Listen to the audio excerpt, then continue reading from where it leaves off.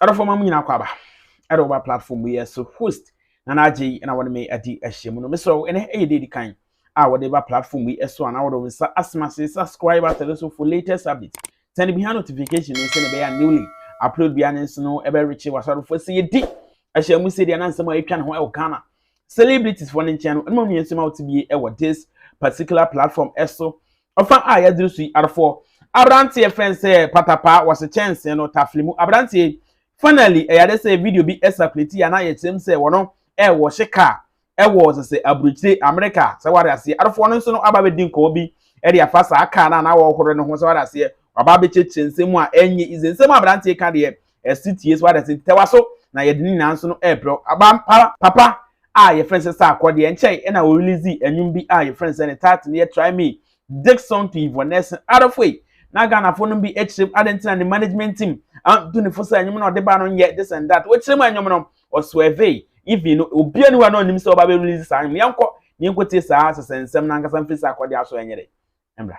None of them knew I did the record because I was on tour. I'm actually on tour when it happened. Yes. So, and sometimes when I feel something, then the lyrics is going to come right there and then. So, I sneaked into the studio to even record this. I didn't let nobody hear it because I didn't want to hear no advice. Right.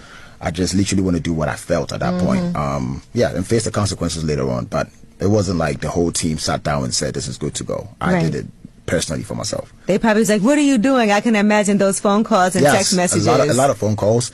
So what I say, according to Sark, what your person change and say, and you know, Koto Yana Nagana phone be claim say, Adentina and the management team, no, and can't say, you know, no chima.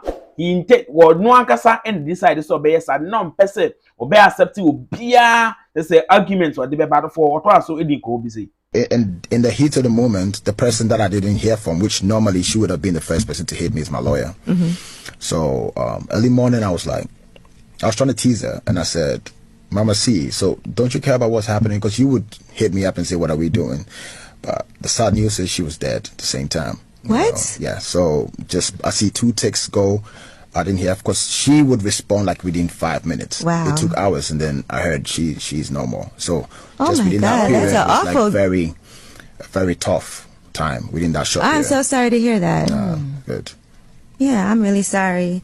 Ooh, yeah, so she would have been somebody who I know wouldn't endorse that that situation of how I wanted to handle it, but I just felt like it. Like this, I normally don't do it, but this, to me, I think I'll get to a point where I can speak freely about it. I think it's still fresh that I still want to process it before I can really speak. You know. And this is something that happened like a really long time ago. Yeah. So this is something that she brought back up. And then I know in interviews you don't even really like to address things like this, but since you put the song out, and it felt like somebody leaked it first. Yes. And so maybe you didn't even intend to put it out. Okay, that's what I was thinking. Okay. So you're like, well, it's here now. Because it's in the middle of the night. Where I was, it was like very late. I think 2 a.m. And then I see Twitter going crazy and people putting out the record. Oh, so dang. I have no idea because I didn't give it to.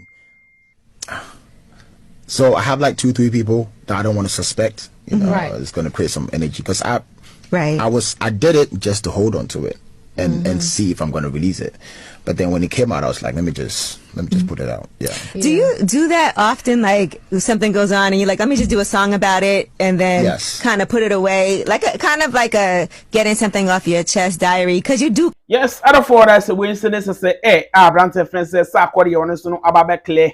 After Sana Ghana phone be a claim, Saddenton and the management, no, Anthony, for more so ever will be now on Pesa or Betty. So we Becca say, Adiana Quaqueno, and yet. And at this song now, all this in the day out of one thing. No, yeah, and I just so be accepted to be advice, you know, or so everyone we now call the studio and no call record the name later on, because so because we are human posty. Now to me say, a same brother for there's a Winston as a sense of man. A branch of fences are quite here, or so at about one. Patapaa no adding some back with the bisu and I'm this. I would say, man, will be our wash car, our brutal, as one fast was in Ghana, will be our tell us so a big star, now autonomous. Out of identical branches to a young first evidence here.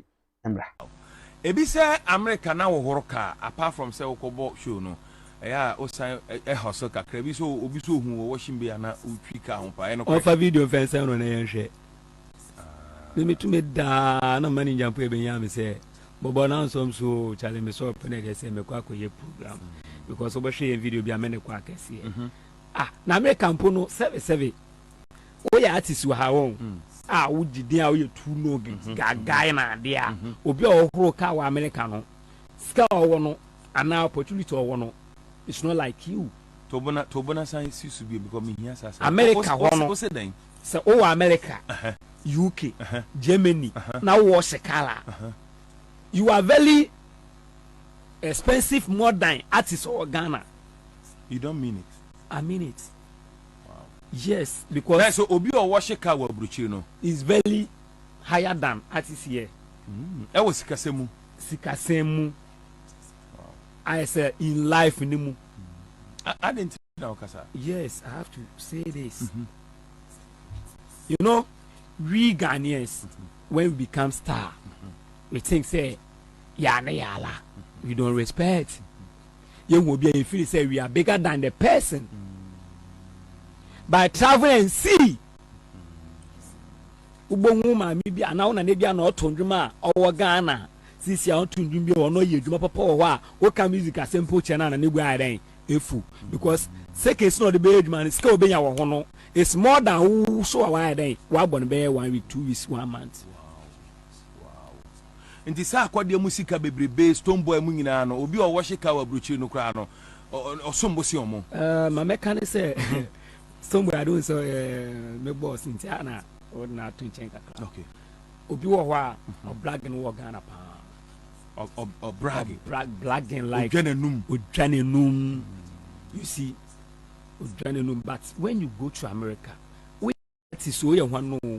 you go to America or outside countries, you have to get some work behind your music. I say, oh yeah, Jum to New Ghana now to Kwaya. Fejuma fa count. So yeah, Juma come. As of Juma pe, na ya me so far so as of Juma na ye. As of Juma when you maybe anka obi. Obi also your suffer and kasanka so believe in so your suffer. You don't have to make any store. And then the no credit. Jesus Christ crowd and seminal buy and no carpenter. That be or never upon a carpenter. We are wrong. Jesus Christ or Chodia. Yes, some or children. Oh, now. Be a quotation in a mean to me, but same quotation. According to the Bible, not Jesus Christ never upon a carpenter. None my memory or you'll be on for being da. Jesus Christ in your carpenter. If me go back to the Bible, Oba Kai say don't bring beer. Jesus Christ I said 12 years, so I so preach no. Or so them will preach. No, ni part the sneaker catch and say, oh papa na oma me then, or the show some papa na mammy. May ya me papa nejuma, which means oh papa no war no a unia, but oh papa kasankasa on me. So if you need something, yes, I don't want to say Winston and some abrantie. Your friends say Patapaa or no so area about one thing was no matter how style you are in Ghana no. Okwa buruchire we say opa adwuma bi ye e de cancer say wonwuma na woto which means abrante no hwa na wo hye kampa so what say because no de wetire mu anyakopa adwuma pe e na wo fa ye say mfa adwuma bi amu nka ho but apart from anyakopa adwuma de adwuma bi a wo ye no wo wiase bi aro e we say opa bi ka ho say na bia wo betimi nso aye big abrofo ha na de adwuma de ni nyina nso no ebesim do bi ara se ebe hye bi makra mo bye bye.